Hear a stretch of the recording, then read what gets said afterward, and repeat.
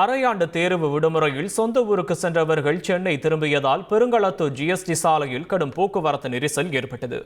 Christmas மற்றும் புத்தாண்டிற்கு ஊருக்கு சென்றவர்கள் பள்ளிகள் நாளை திறக்கப்பட உள்ள நிலையில் சென்னை திரும்பினர்.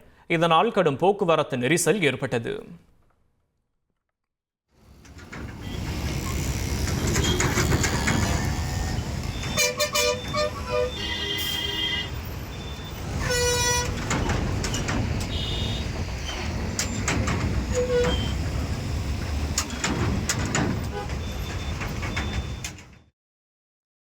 செங்கல்பட்டு மாவட்டம் மதுராந்தகம் அருகே திருச்சி சென்னை தேசிய நெடுஞ்சாலையில் ஏற்பட்ட போக்குவரத்து நெரிசலால் சுமார் 1 கிலோமீட்டர் தூரத்திற்கு ஆமை வேகத்தில் வாகனங்கள் ஊர்ந்து சென்றன.